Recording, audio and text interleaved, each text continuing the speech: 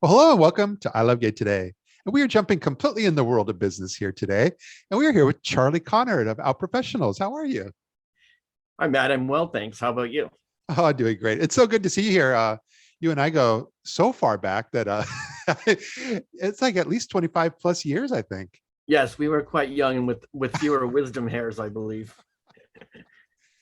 But you've been in New York this whole time, and especially now that I knew you when you were doing the Our Tribe card pack, and now you're continuing to stay relevant in the world of LGBT marketing. But you're heading up here in this conversation. You're heading up Out Professionals there in New York. Yes, I've been president of the board of directors for about 8 years now, Okay. and we've actually right now we're going through a tremendous evolution, somewhat forced or initiated by COVID, but also already underway. So we're kind of excited about using this negative situation in some ways for a positive outcome. Yeah. But I mean, as far as LGBT chambers and business organizations in general, you guys have been around, like you're one of the oldest out there. You've been around for almost 40 years now, right? Yes, we were founded in 1983 as the NYACN, the New York Advertising and Communications Network. Yes, we were in the closet. And we primarily focused on the advertising, marketing, and communications and PR industries at the time. But it also was the events were almost like speakeasies or secret societies, word of mouth only, no photos, because at the time you could easily be fired for being LGBTQ. Yeah. And so our history is kind of limited and almost storytelling from the past for that early period. Wow. But you come a long way since then. But I mean, in many ways, it's always interesting from the outside looking in. Sometimes you guys are scrappy and still approach all this as a startup. Absolutely. In fact, even more so now, with 39 years next year will be our 40th year. It is hard to believe. But you have to go through some evolutions during that time. I mean, everything was lick and stick mail. There was no such thing as a cell phone, let alone a smartphone. Even answering machines came later. So there's a whole evolution that we've gone through. And looking at things now, it's a great opportunity to take our organization national. Yeah, I mean that's crazy. I mean that's wonderful. You're in Los Angeles and Philadelphia already. Yeah.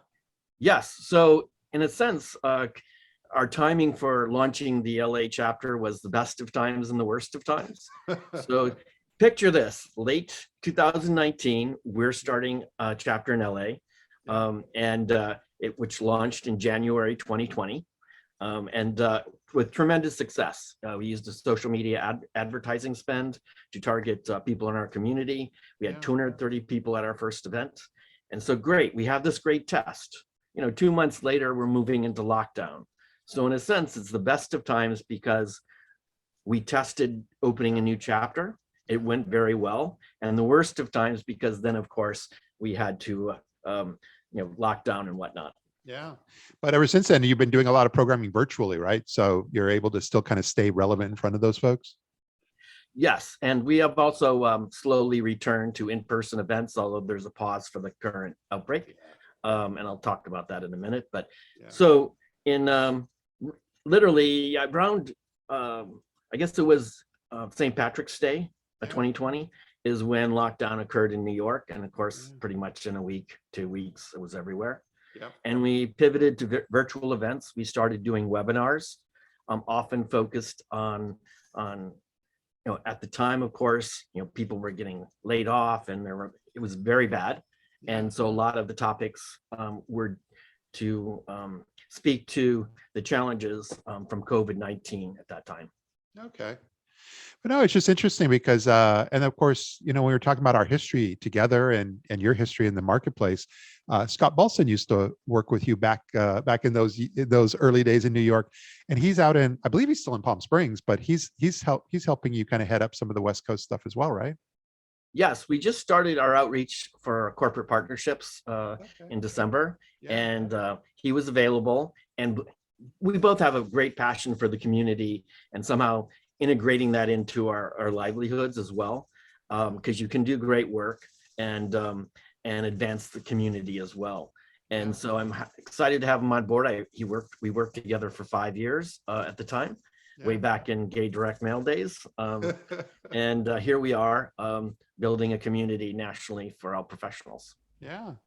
No, that's why I said I love. I'm on the receiving end of whether it's your email campaigns, your Facebook messages when it comes to events and so forth. And it just seems like you guys have really stayed out there, and but you have adapted. I think you were talking earlier a little bit about some of the things you've had to do differently during with the age of COVID and the pandemic and shutdown. And how has that all been for you? Well, certainly there's some challenges because our whole mantra, our meaning is about helping people connect face to face. Well, that really wasn't possible. Certainly we pivoted virtually and that worked very well. But then as conditions allowed, we did reopen in LA first and then New York. And we even launched a new chapter in November in Philadelphia. So people love the in-person events, and we do that very well because we lower the bar of stress about helping people connect. And also we bring people together that wouldn't otherwise meet. And we do it in a way that actually facilitates professional connections. Yeah. No, I've always noticed that you've always had a very diverse and a very strong, cohesive group every time I've gone to any of the events, at least in New York. And but it's also because it seems like they cut across various spectrums from small business to corporate sponsors and so forth. Yes, our goal is always to have a welcoming feeling that everyone in the community can be involved, and that can be a challenge because people in our community have, not always been treated so well. So it's easy to feel uninvited, and we work really hard on making sure people are welcome. And we have a diverse audience of people participating. And that's always something that we're working on because it's always something that this is the greater goal.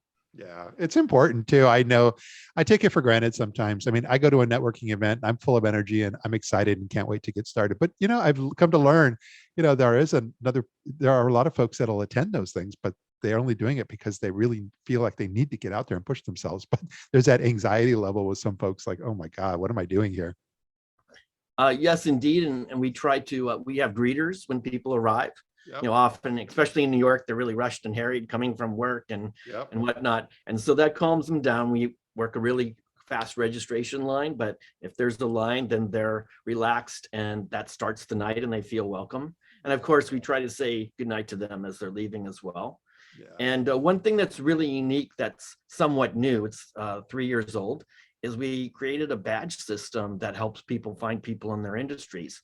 And we call it Best Connect. And the reason why we created this was actually an idea from an attendee, the little germ of the idea that we expanded. And it was because at the time, the economy was good, events were large, you didn't have to worry about social distancing, certainly.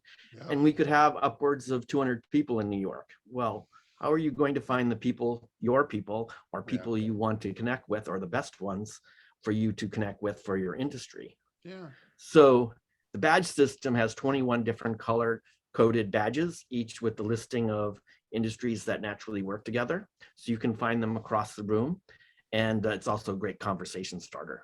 Yeah, that's good to hear. I like that because I will tell you, I've gone to a few, they kind of dubbed themselves business networking events, both in New York and LA, and they're color coded with only 3 colors, green, yellow, and red. And it had much more to do with whether you're single or looking or taken.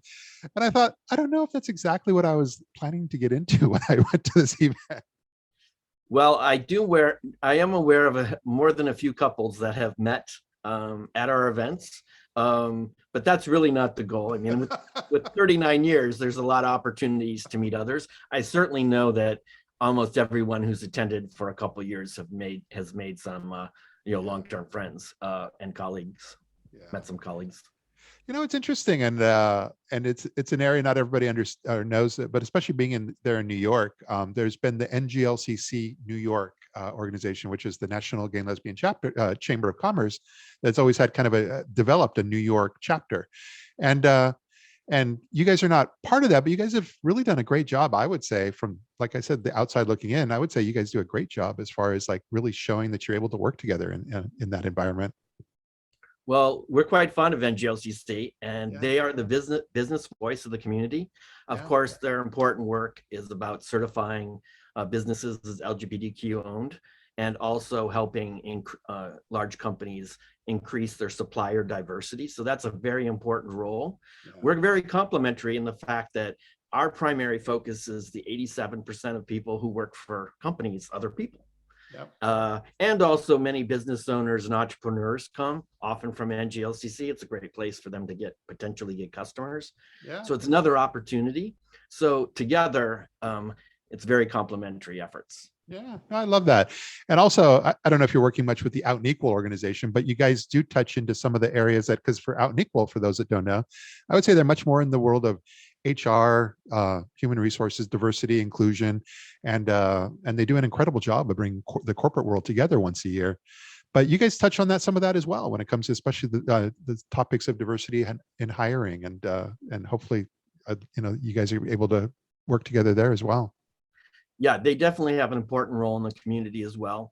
Our focus is on helping the individual advance their careers, whether it's through meaningful networking events, our forte, or also our seminars, which are now webinars, and then are joining a webinar library. Yeah. So there's all these resources for the individual, and there's everyone working different aspects of the business community. Yeah. And together, it really is a compliment, because you can't really do it all at being one organization. Yeah, I'm looking forward to all this. I'm looking forward to reconnecting with you all back in New York now that events are coming back. But I'm also, for 2022, I'm putting together an entire extended time. I'm going to be in Los Angeles. It's been a while since I've done that, so I'm hoping to time it so I can attend one of your events out there as well. Oh, definitely. So each chapter has a monthly OutPro Lounge networking mixer. Yeah. That's our main event. Yeah. And of course, there are other events as well. But I'm pretty sure you'll be able to meet one of those, make one of those. I hope so. I think so too, especially I'm planning early. So between that, and I live only a lot closer to Philly now than I did to New York. So I should definitely put that on my radar as well. Definitely, definitely. But no, thanks so much for being here and just taking a few moments of your time to share some of what Out Professionals is up to, and as we're entering this new year. Thanks so much, Matt. All right, great seeing you. And it feels good, so good.